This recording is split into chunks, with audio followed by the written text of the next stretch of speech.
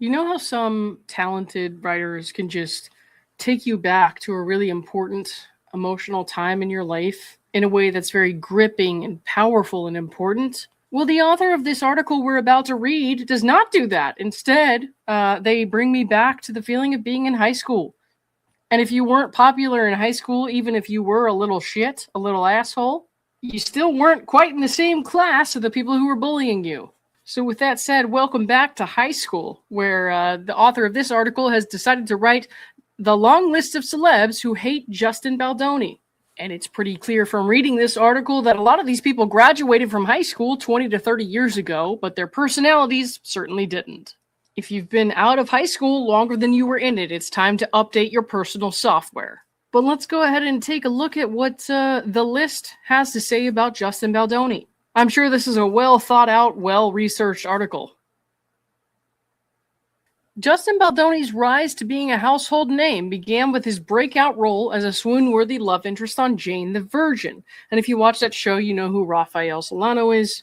I'm not going to get too much into that. I'm not going to read every word in this article because I think if you want to read or see the whole thing, you should go and give the article a click. Even if I don't like the work, it is somebody else's work. So if you want to read the whole thing, please go do that.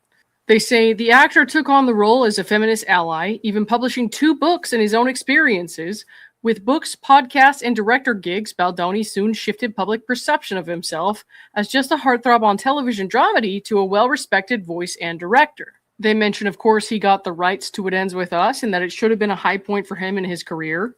But instead, it led to this crazy shit show and a legal battle. The article gives some background about what happened in the lead up to the premiere of the film, saying there was some drama apparently over, Blake getting a cut of the film, which I don't actually think was a speculation at the time. I think the person who wrote this article was confusing court documents and the information they've consumed with what was happening at the time. I can't blame them too much for that, though. It's a lot of information to consume, and it's a lot to get confused. But anyways, the actual drama, as they mention, appeared to happen around the premiere, where Justin Baldoni was not pictured with any of the other stars of the movie, and the huge rift between Baldoni and Lively was obviously confirmed officially when she filed her CRD complaint in December, and the New York Times article came out. Now, of course, the New York Times article is what really set all this off, not the CRD complaint. Now, if you've been following along, you know that the most likely scenario that happened here is the New York Times said, we can't come out with this stuff unless you give us a legal protection. So Lively had to file a CRD complaint to make that happen.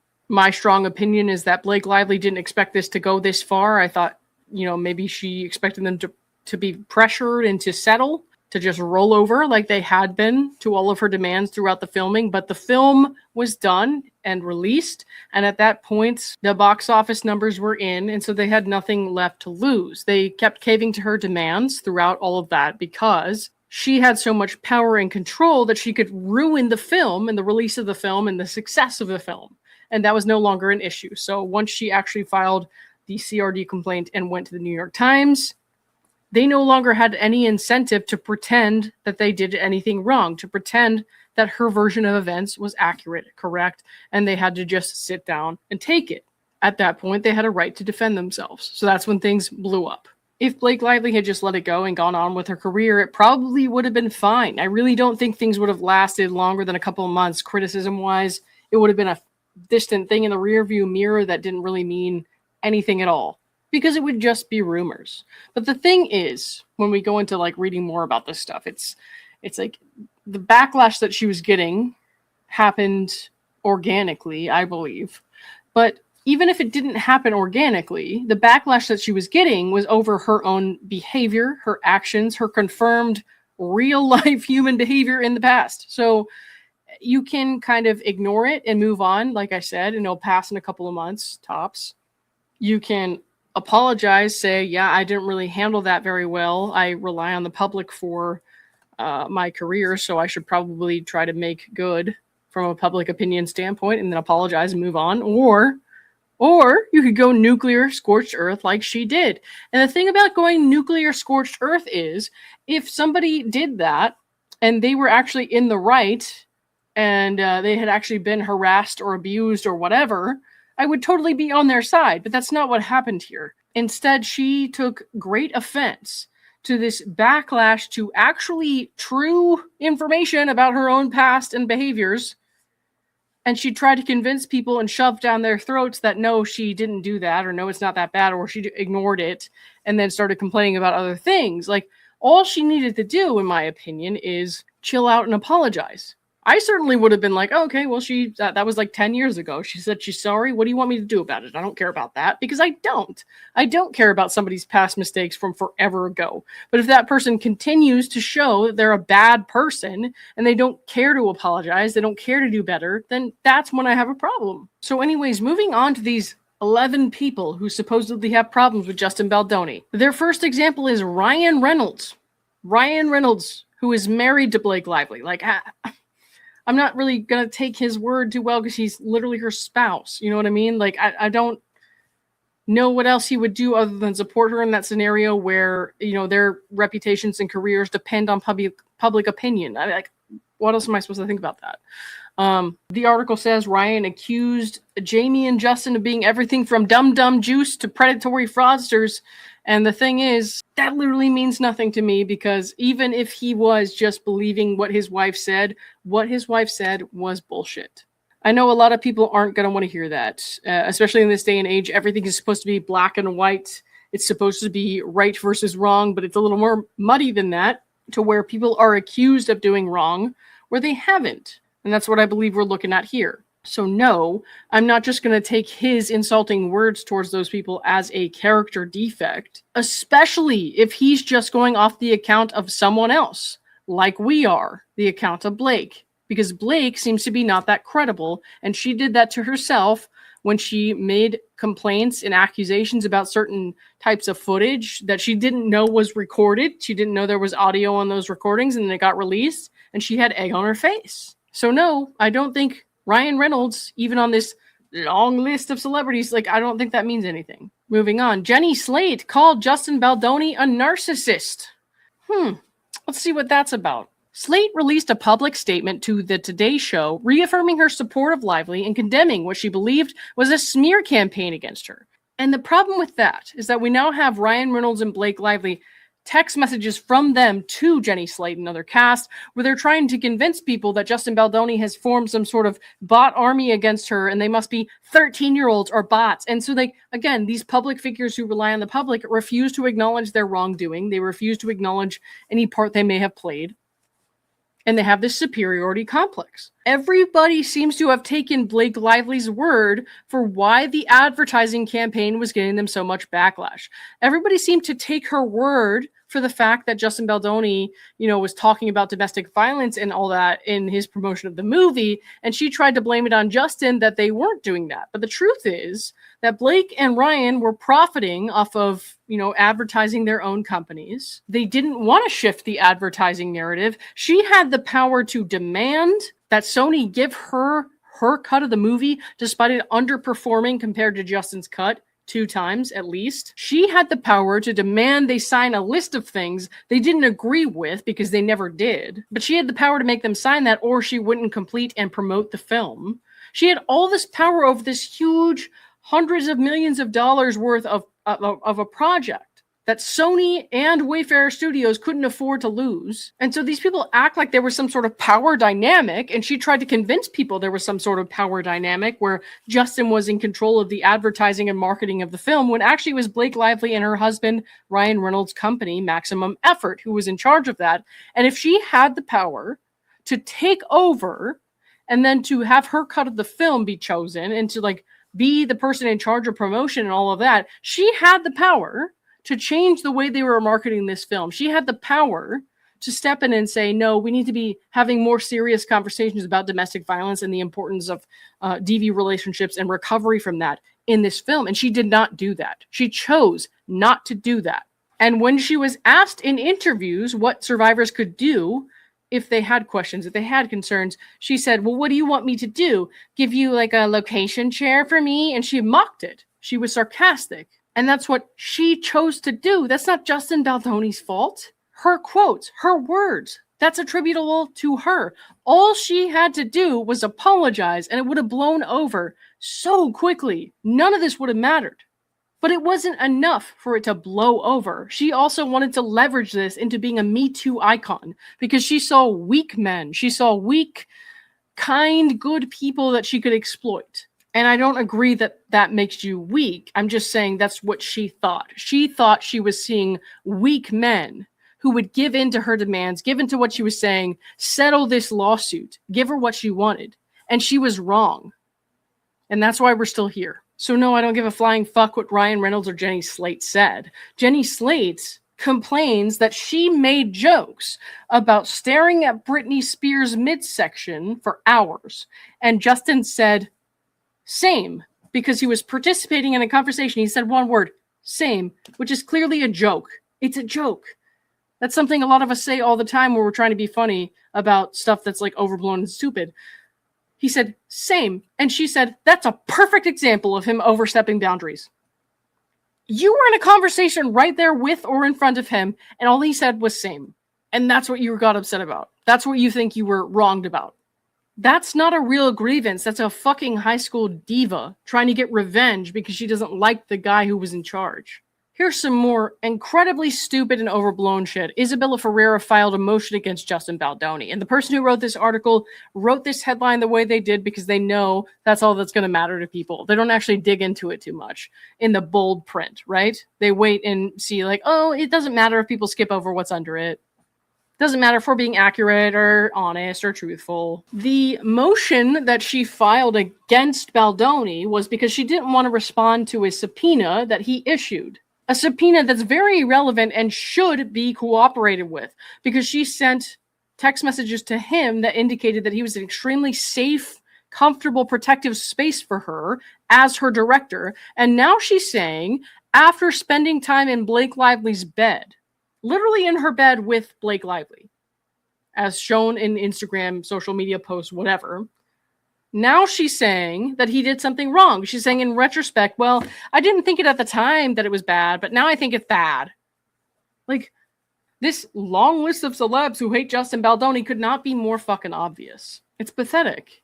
Bart Johnson spoke out against Justin and later apologized. So here's a couple important things you need to know about Bart Johnson speaking out. Let me show you. Lively's brother-in-law. Do I need to say much more than that? I don't think so. Johnson didn't hold back his true opinion of Baldoni. He's a fraud. He puts on the costume of a hero, man bun and all. Okay, again, these outlets who make fun of his man bun fail to acknowledge that he was growing his hair out to donate to people with diseases who, they needed the hair for wigs. But, that's some kind of crime, I guess, right? He's a man bun feminist. We can't believe anything he says. No, that's fucking stupid. We cannot both ask people to step up for others who are sick or ailing or in need, and then also shame them for doing that. His PR came strategy to bury her by any means necessary. Okay, but they didn't actually have any evidence of that. They just took Blake's word for it. And you can see that in text messages she sent to other people where Isabela and Jenny and others are just accepting her narrative that he launched some sort of inflammatory PR campaign against her. But she refuses to acknowledge that she actually did the things that were going viral at the time. Like the interview with Shasti Flaw. That went viral at the time. And she's like, well, I don't think it was organic that it went viral. Okay, but you did that, no? The problem isn't whether or not, to the public at least, the problem is not that it went organic by XYZ means. It's, did you actually do this? And that's the huge problem with her. It's that she actually did these things. The things that people think are so awful. And she's like, well, why did you draw attention to it? That's a smear campaign. No, you actually did that. So apologize. Say you've learned your lesson and move on. Taylor Swift's text messages expose what she really thought about Justin Baldoni. And I can guarantee you I've read those texts more thoroughly than whoever wrote this article, so I'm just going to let you know right now that yes, Taylor Swift behaved in a way that I now find reprehensible, but you can see that after all of his evidence came out, after his countersuit came out, all of a sudden she wants nothing to do with Blake Lively other than this song on her album called Canceled that people think was about Blake. I personally think it was about, a couple of her friends. Blake was, probably included in that. But at the same time, if I wrote a song that was going to be on an album that was going to be, hugely successful, I probably wouldn't delete the song just because my ex-friend was a bitch. You know what I mean? So are Blake and Taylor still friends? I don't know. Did Taylor act like a douchebag when texting with Blake about Baldoni and when trying to take over his art while she was out there trying to say that it was so bad that somebody else was trying to take her art? Yes, she acted like a douchebag. But given all those hypocrisies and how Taylor has treated this scenario after the fact, after the lawsuits, even though she's been outspoken about things in the past with Kesha and others who have been abused, and now she's suddenly silent on Blake, I'm thinking something happened there. And so I'm not going to sit here and think that Taylor Swift being on the lists, people who hate Justin Baldoni or can't stand Justin Baldoni, does that mean anything about his character? Absolutely not. No. And if you're somebody who hates Justin Baldoni just because of Blake Lively and Taylor Swift, especially just because Taylor Swift is your favorite artist and you're like, she can do no wrong, and so therefore Blake can do no wrong, then here's what I have to say to you. Because Blake Lively is not a good person, so maybe she should get out her tiny violin. And yeah, Taylor Swift said those things at the time. I think we've all said things to our best friends about people who our best friends didn't like. If she has to stand up at trial and testify, I'm going to definitely judge her based on that testimony. And I intend to be there. If this goes to trial, I will be there. And that's that. But Taylor Swift, as popular as she is, being on this list doesn't mean jack shit. Because somebody as outspoken as she is for women in the music industry and the entertainment industry, suddenly being silent on Blake Lively after Justin Baldoni's countersuit comes out, that's not nothing. In my opinion, that's not nothing. Colleen Hoover backed Blake. And I've been over this a bunch of times before, but Colleen Hoover, very clearly from her testimony and text messages that we've seen, wasn't getting the exact validation she wanted from Justin. She wasn't getting the control she wanted from Justin. Justin offered to co-write the script with her, and Colleen said no. She said, I don't really work with people like that. I'm like, then why did you give the rights to your book away for a movie? Why didn't you make it contingent upon the fact that you were the scriptwriter? You know what I mean? Like, you had to agree ahead of time you would be the scriptwriter. So he says, let's work on this together. She says, no, I don't really do that. And then she gets mad that he doesn't include her enough after the fact and that she's not getting dailies, even though we've established with other higher profile actresses, like very famous, very successful actresses, not like a Blake Lively. Female actresses who have had the executive producer credit have come out and said, that's a vanity credit. It doesn't really mean anything. You're not really getting the dailies. You're not getting all this influence. You're not doing all this work. And Colleen was saying basically, oh, no, I don't want to do that with Justin. And then she said, I don't want to, do all this or that. But then she was like offended by the fact that she couldn't have what she wanted when she wanted it at certain times. And so that didn't make sense. And then all of a sudden, Blake Lively starts giving her all the things that she wanted, starts giving her, all the, everything that she wants on the timeline she wants, on the contingencies that she wants. And then all of a sudden, Colleen is like totally Team Blake. You see that Colleen totally, after being friends with Justin for years, totally bails on him in favor of Blake once she finds out that Blake might be in charge of this cut, that Blake might have all this power. And she says, hey, Blake, this is what I want, this or that or that. So Blake gives her what she wants, does what she wants. Of course, she's going to side with Blake. Because when Blake started hanging shit on Justin, Colleen didn't say a goddamn word. She was fine with it. More than fine with it. But then she tries to say, well, Justin was saying that like Blake didn't like him or whatever, blah, blah, blah. And that was a huge problem. That's your problem. Your problem. It's not lawsuit worthy.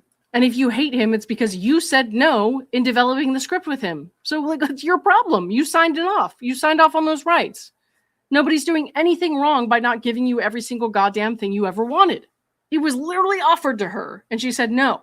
Blake Lively's former castmates took her side, and I don't know if this article is including all of them as individuals or what, but the Traveling Pants sisters who know nothing of Justin Baldoni or what happened on that set at all said, we don't like him. We don't like him. We believe Blake. We believe Blake. What Blake's saying is true. Go Blake. Go Blake.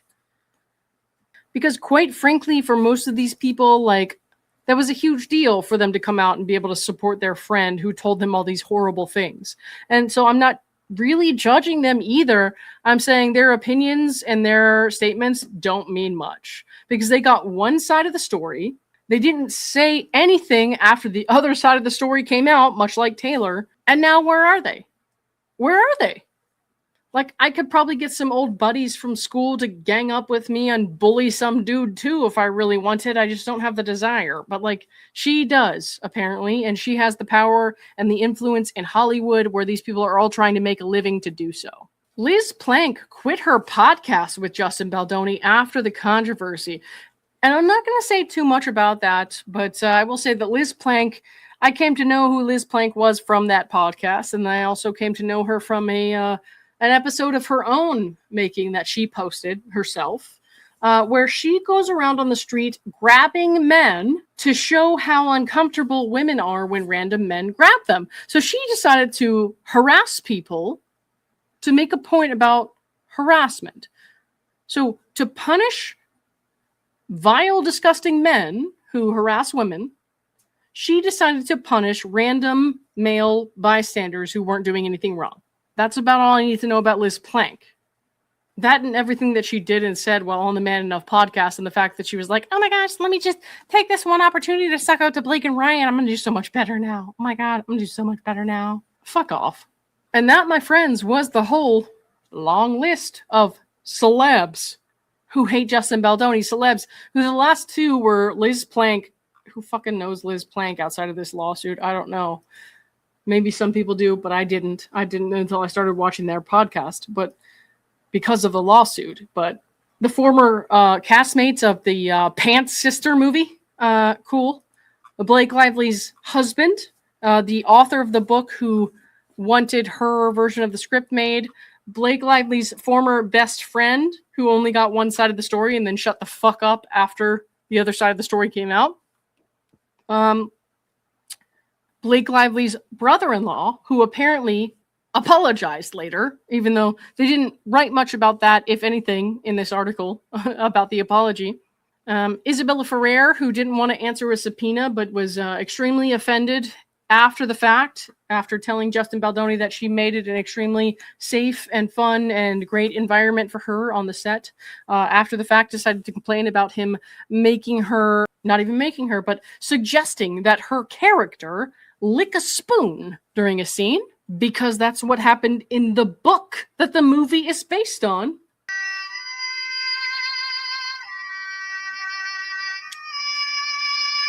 And Jenny Slate, who made weird sexualized comments about Britney Spears and then got offended and called Justin Baldoni a sexual inappropriate harasser when he said the word same, and called a character's outfit sexy. As a director in Hollywood. A director in Hollywood. Do we really need to get into... And they try to compare these people to, like, the people who stood up for the Me Too movement and stood up against Harvey Weinstein, among others, and really spoke out against the horrible, traumatic things they went through. And they try to compare these women to the Me Too movement. Like, it's disgusting. And I don't understand how anybody falls for that, but people do. And people hate me for not feeling the same way. But you know what? All I have to say to that is I think this is fucking ridiculous. I think it's stupid. And if this goes in Justin Baldoni's favor, I will be very, very happy for him and his colleagues. But I will not sit here and mock and degrade the women who thought Blake Lively was a legit warrior for the Me Too movement, because I know it's going to be painful and awful to find out that she isn't who she portrays herself to be. And that's going to be a tough time. So anyways, that's all I got for now, guys. But thanks for watching, and I'll see you all soon. Bye.